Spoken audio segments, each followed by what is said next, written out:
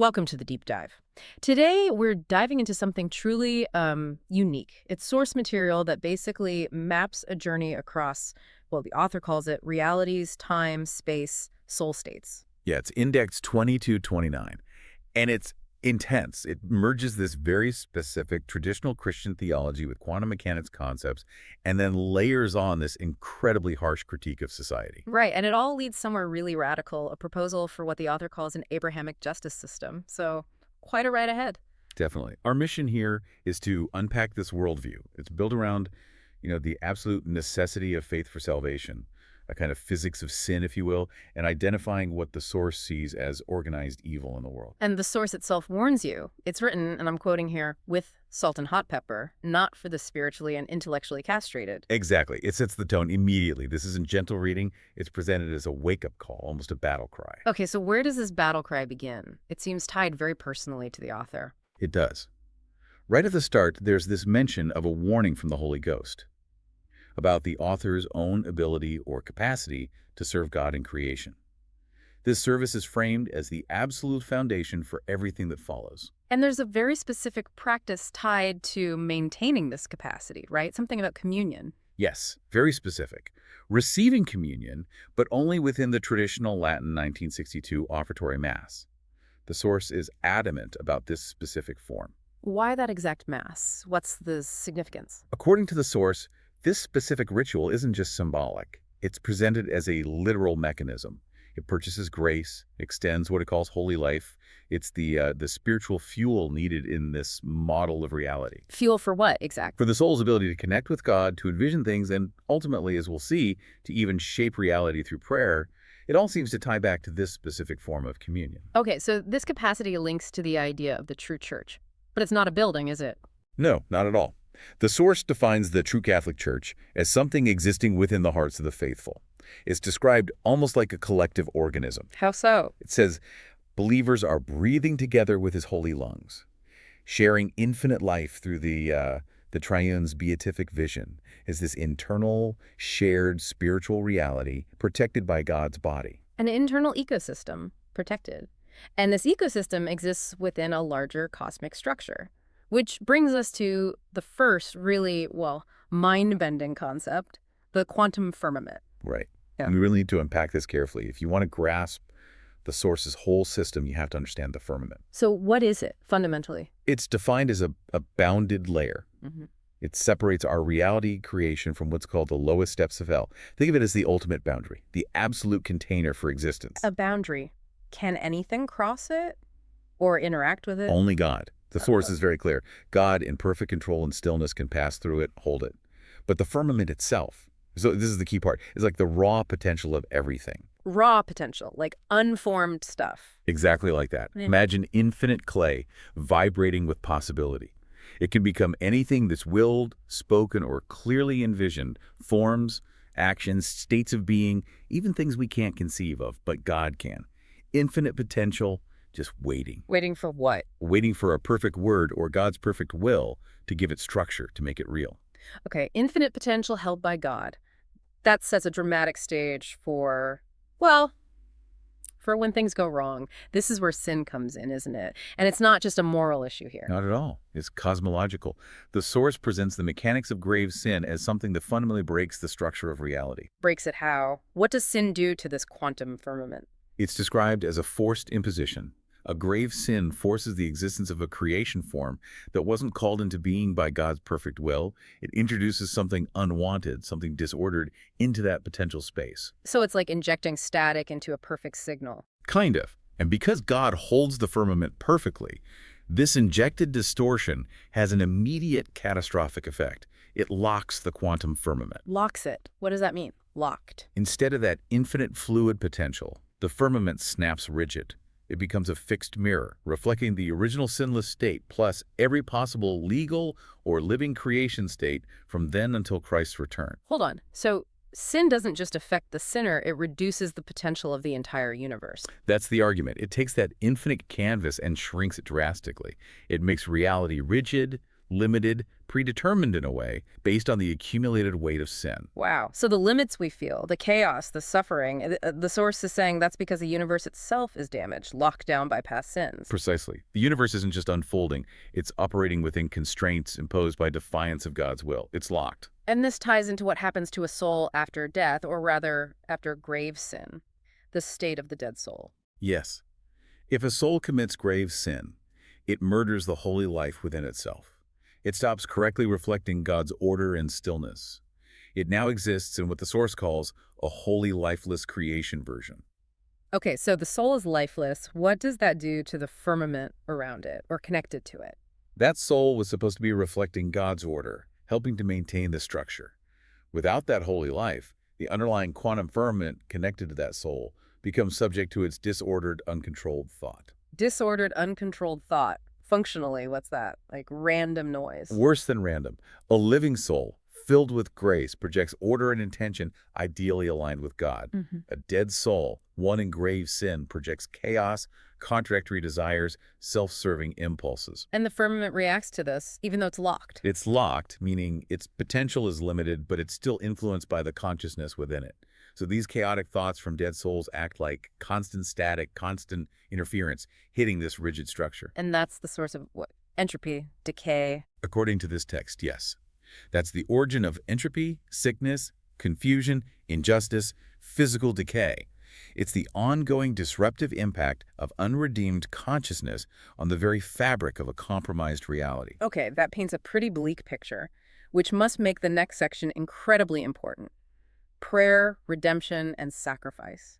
If sin locks, prayer must unlock. That's exactly the implication. Yeah. And the Source describes the prayer mechanism with almost technical detail. It involves angels and souls who are in true love of God, basically, in deep communion. And they're projecting their envisioning faculties. What does that mean in practice? It's presented as a kind of collaborative creation process, not just asking for things, but actively building reality with God. Okay, break that down. How does it work, step by step? All right. Step 1. The soul envisions something it desires or intends as clearly as possible. But human intentions are flawed, right? Selfish or just short-sighted? Always. That's step 2. The soul projects this imperfect vision, this flawed intention, directly into Jesus' mind. Okay, then what? Then Jesus acts as a divine filter, or maybe editor. He takes the soul's imperfect intention, understands the core need or desire, and creates a perfect version of it, one aligned with God's will, beneficial for creation. And he shows this perfect version back to the soul. Exactly. He projects the perfected vision back into the soul's mind for a final check, a kind of divine proofreading. The soul needs to consciously accept this perfected version. Consent is required. Consent is crucial. It's a collaboration. Once the soul accepts the perfect vision, understands it, agrees to it, then comes the final step. Which is? Casting it into reality. The soul does this by simply saying the prayer in the name of Jesus Christ.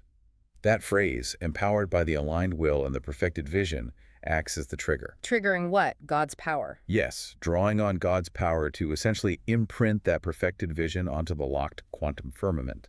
It overrides the existing disorder, at least locally, carving out a space for God's intended reality. So perfect prayer is the active counterforce to the reality-locking effect of sin. That seems to be the core idea. Sin imposes disorder. Perfect prayer imposes God's order. This drive toward perfection connects to how souls are cleansed or reshaped, right? Starting with the holy set point concept. Yes.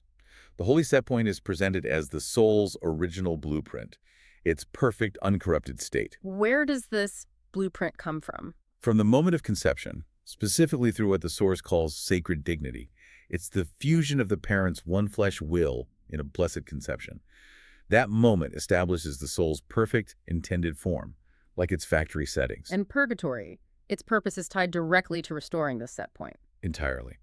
Purgatory is described as a cleansing process where the soul can essentially pass back into this original holy set point for a redo. A redo, like a do-over. Exactly. A chance, or perhaps many chances, to repeat and refine until the soul state perfectly matches that original intended blueprint. It seems mandatory. You keep redoing until you get it right. The Source uses a really powerful metaphor for this whole refinement process. Jesus as the goldsmith. Yes, it's one of the most striking images in the text. And the tools mentioned in this divine metalworking are, well, they're intense. Jesus is the goldsmith. The soul is the gold. But the tools are shocking. Satan is his hammer. Right. Satan isn't acting independently here. He's a tool wielded by Jesus. And creation is his anvil, the place where the shaping happens. Yes. And the heat, the refining fire, that's the fires of hell. Why hellfire? How is that a tool for purification? The Source explains it as representing the soul's own resistance to softening, its refusal to let go of sin, of self-will. That resistance generates the heat needed to burn away the impurities, the dross. So the suffering is proportional to the resistance. That's the implication. Mm. And after the burning, the final step is quenching, cooling, and solidifying the purified soul in the waters of his perfect peace. Wow. That framework, it takes everything we think of as negative Satan, hell, suffering, and reframes it as instruments within God's absolute control, used for the ultimate purpose of perfection. It's a vision of total divine sovereignty. Even the ultimate evil is just a hammer in the goldsmith's hand. Everything serves the purpose of forcing the soul back to its holy set point. That level of control makes the chaos we see on Earth even more puzzling then, which leads us into Section 3, the societal diagnosis. If God's in ultimate control, why is the world such a mess? Exactly. The Source bridges this by saying the manifestation of the locked firmament and the interference of disordered souls is what we experience daily. It lists the familiar horrors: suffering, sickness, injustice, the decay of virtues like hope, joy, love, trust, even sanity itself. And amplified divisions, right, between groups, nations. Yes, all fueled by confusion. But the Source focuses its core diagnosis on something specific: the breakdown of truth, specifically the corruption of the word. Corruption of language itself, how does that fit in? It goes back to the beginning, to Adam. The Source claims God directed Adam, who had near-perfect faith and was made in God's likeness, to blow life into empty words. To give words their meaning and power. More than meaning their action on creation. Adam's faith in God's image in him supposedly imbued words with infinite effectiveness. Language wasn't just descriptive.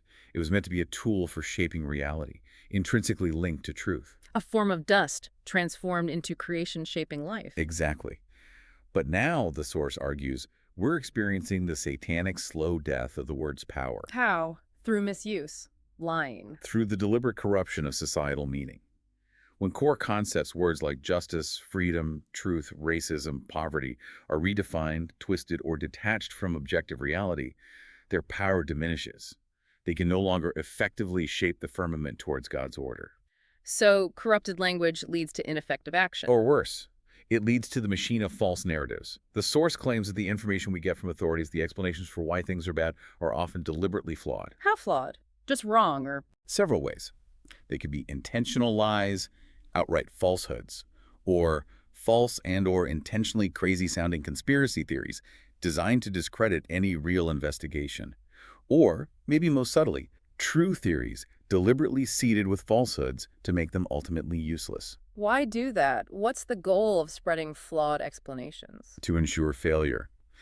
If your understanding of the problem is based on corrupted words and false narratives, you literally cannot measure it properly, test solutions effectively, or even define what a solution would look like. So any attempt to fix things is doomed from the start. That's the assertion. It leads to wasted resources, immense frustration, endless cycles of failed initiatives, and the suffering continues. The Source argues this isn't accidental, it's by design. The problems aren't meant to be solved. Which brings us right to the unavoidable question in Section 4. If this is a machine from hell designed to perpetuate suffering, who profits? And what kind of profit are they collecting?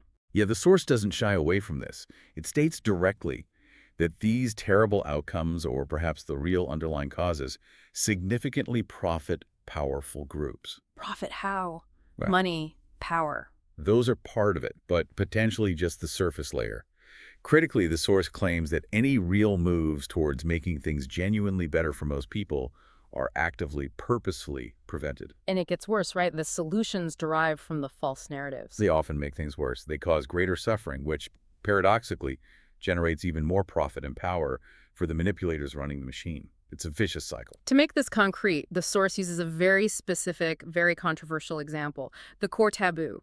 We need to be extremely clear here. We're reporting what Index 2229 claims, not endorsing it. Absolutely. Utmost impartiality is needed. The source takes aim at what it calls the well-worn and seemingly understood race-poverty-racism connections, the standard explanations for societal disparities. And the claim is, The claim is that this standard narrative is intentionally defined to exclude certain data, specifically data that, according to the source, falsifies the necessary link between race and poverty outcomes. what data is supposedly excluded? The source asserts the critical factor is IQ. It claims that IQ correlates very closely with life success, metrics, income stability, avoiding negative outcomes, etc. Okay, but the crucial part of the claim is, That this IQ-life success correlation holds true within every racial group.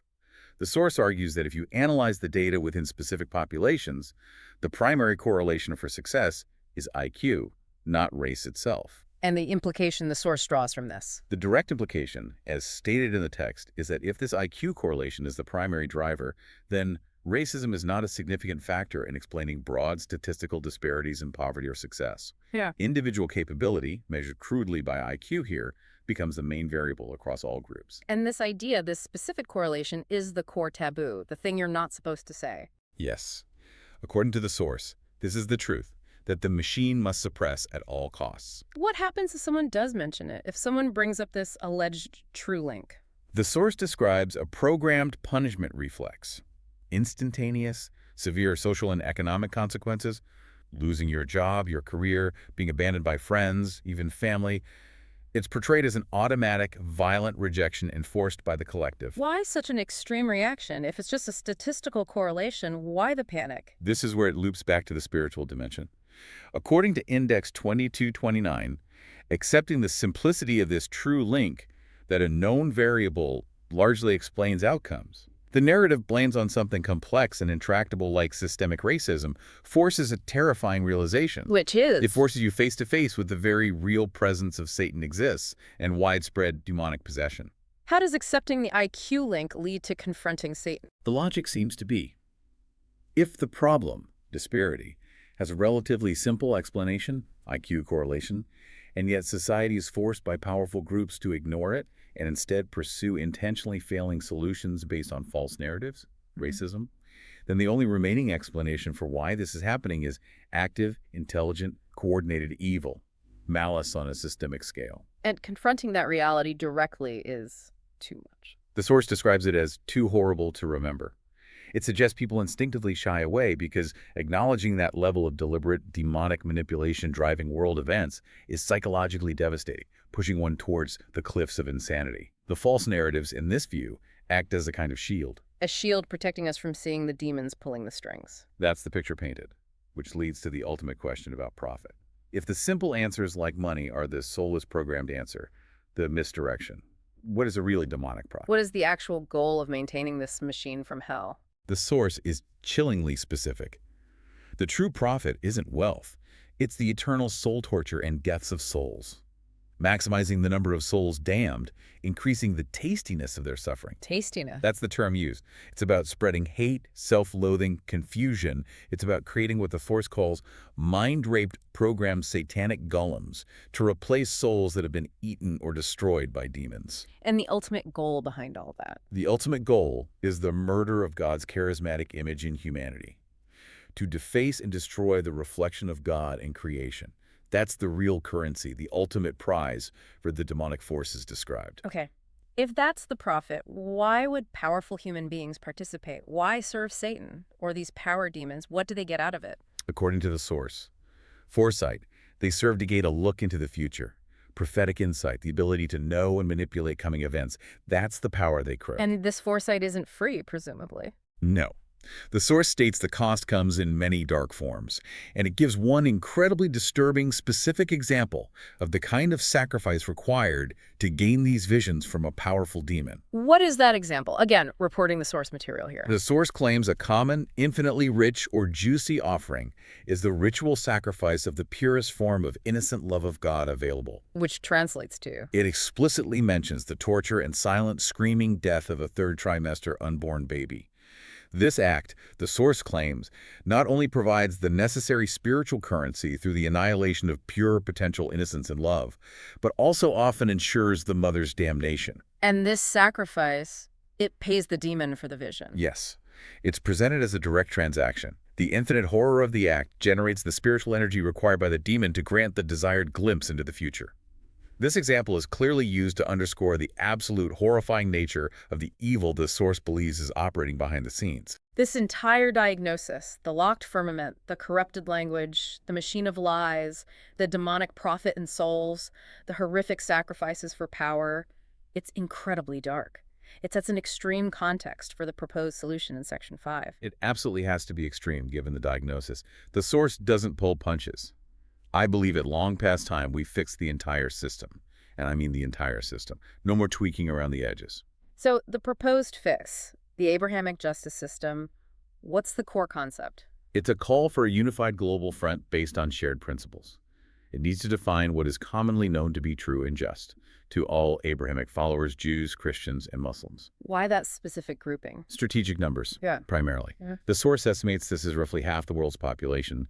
The idea is to unite them, along with reasonable, sane non-believers who agree on basic morality, into an overwhelming force. A force for what? What's the objective of this unity? To impose the fear of God and the united might of all Abrahamic faithful onto the existing power structures, governments, institutions, the powerful groups profiting from the machine. Impose how? What are the demands?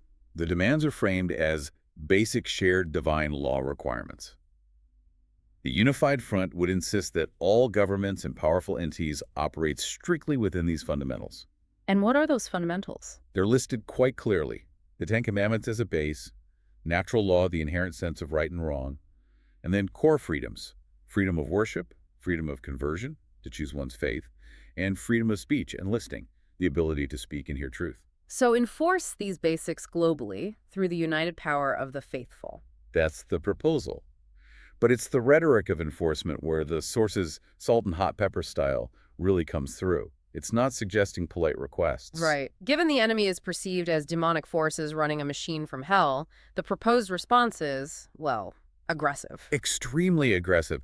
This is crucial to understanding the source's proposed method. It concludes the call to action by demanding the unified front start kinking ass, taking names, and tracking down their mothers and thank them with the tasers till they're pissing and screaming. Wow. That's Yeah. direct. And violent. Incredibly so. And it's vital we include that, not to endorse it, but to show the sheer intensity and the total war mentality the source adopts. It sees the opposition not as political opponents, but as active agents of profound evil requiring immediate, overwhelming, and frankly, brutal suppression. Okay, so to synthesize this entire truly staggering deep dive, we started with the universe's structure, this quantum firmament, locked and rigid because of sin. Right. Then we looked at the mechanism for potentially unlocking or reshaping it, this collaborative prayer process, and the soul's refinement through the intense goldsmith metaphor, where even Satan is just a tool. We saw how this cosmic problem manifests on Earth through the corruption of the word and the machine of false narratives, designed to perpetuate suffering by obscuring simple truths, like the source's controversial IQ correlation example. Yeah, the suppression of which, the source claims, points directly to demonic influence whose real profit isn't money, but damned souls and the destruction of God's image, potentially gained through horrific sacrifices. And finally, the proposed solution. A radical global Abrahamic justice system uniting half the world to violently enforce basic divine law against this perceived demonic infrastructure, using, well, extreme methods. It's a complete worldview, from cosmology to geopolitics, presented with absolute conviction and urgency. It really forces you, the listener, to confront some fundamental assumptions. If, and it's a massive if based entirely on this source's claims, but if our understanding of major societal problems like poverty, war, injustice is deliberately engineered to be unsolvable, Engineered by forces profiting from the suffering. then the provocative thought we leave you with is this. What core belief about how society works, something you hold as obviously true right now, might you actually need to unlearn or at least question before any truly effective solution could even be conceived? A challenging question indeed. Thanks for joining us on this exceptionally deep dive.